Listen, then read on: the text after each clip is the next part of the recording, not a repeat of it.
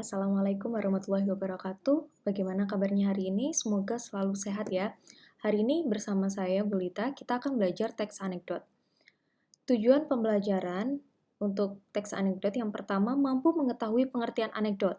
Yang kedua, mampu menganalisis struktur teks anekdot. Yang ketiga, mampu menganalisis kebahasaan teks anekdot. Dan yang keempat, mampu menulis teks anekdot. Untuk pengertian teks anekdot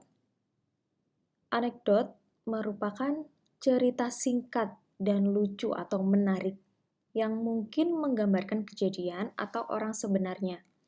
Anekdot selalu disajikan berdasarkan pada kejadian nyata, melibatkan orang-orang yang sebenarnya, apakah terkenal atau tidak, dan biasanya di suatu tempat yang dapat diidentifikasi. Jadi teks anekdot itu cerita singkat yang lucu dan menarik, biasanya tuh berisi tentang sindiran terhadap orang-orang yang ada di kejadian nyata. Dan tempatnya itu dapat dikenali. Jadi meskipun ceritanya itu agak fiksi, tapi karena berdasarkan kejadian nyata dan tempatnya dapat diidentifikasi, maka orang-orang biasanya paham, oh maksud dari cerita teks anekdot ini adalah ini, seperti itu. Kemudian untuk tujuan penulisan teks anekdot, yang pertama untuk membangkitkan tawa, yang kedua untuk hiburan, dan yang ketiga sebagai kritik. Ciri teks anekdot yang pertama merupakan kisah ceritanya itu disajikan hampir menyerupai dongeng. Meskipun teks anekdot itu berdasarkan kisah nyata atau kejadian nyata, supaya teks itu lebih menarik, maka disajikannya itu hampir menyerupai dongeng, gitu. Yang kedua, bisa jadi mengenai orang penting. Yang ketiga, bersifat menyindir. Yang keempat, bersifat humor.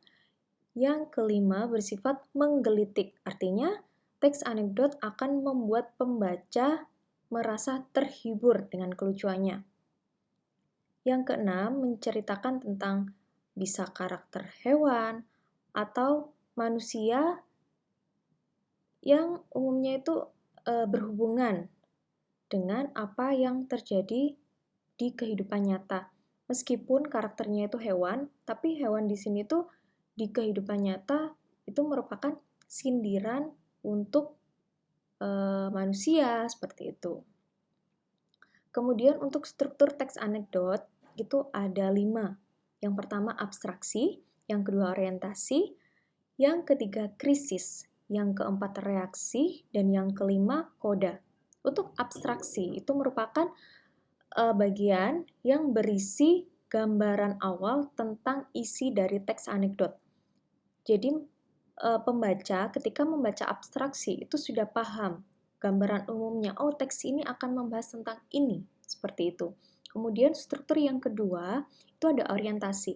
Di bagian orientasi itu berisi awal mula atau latar belakang terjadinya suatu peristiwa atau kejadian yang terjadi di dalam teks. Kemudian untuk struktur yang ketiga yaitu krisis, bagian ini bersifat tentang pemunculan permasalahan yang terjadi dalam teks anekdot. Yang keempat, reaksi. Bagian ini berisikan langkah penyelesaian masalah yang timbul dalam bagian krisis. Kemudian koda, bagian ini akan muncul perubahan yang terjadi pada tokoh dalam teks.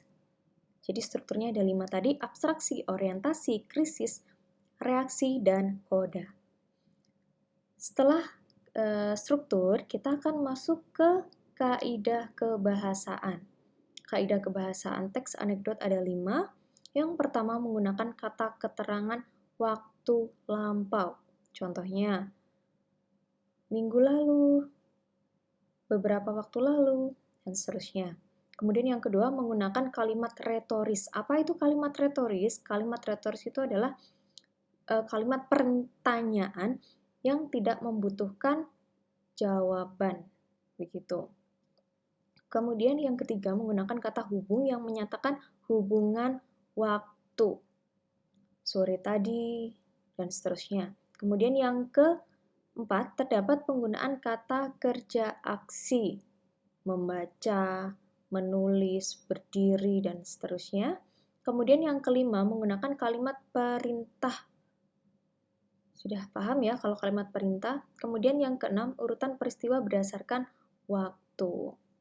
Nah, ini di slide selanjutnya saya punya contoh dari teks anekdot. Judulnya Membuat Undang-Undang Sendiri. Suatu hari Ali dan Abi sedang jalan-jalan menggunakan kendaraan mobil. Dan Abi yang menyetir. Ketika melewati perempatan jalan, tepat saat lampu merah menyala, Abi malah merobos jalanan karena ketika itu jalanannya kosong. Ali, Abi kenapa merobos lampu merah? Gimana kalau ada polisi? Abi, tenang aja Ali. Kita kan bisa bikin aturan undang-undang sendiri. Ali, bisa gitu? Yang membuat perundang-undangan kan pemerintah dan DPR. Abi, bentar. Memarkirkan mobilnya di pinggir jalan. Ali, loh kenapa malah berhenti? Abi, kan mau jawab pertanyaanmu. Gini Li, dengan menggunakan ini kita bisa membuat undang-undang sambil membuka dompetnya.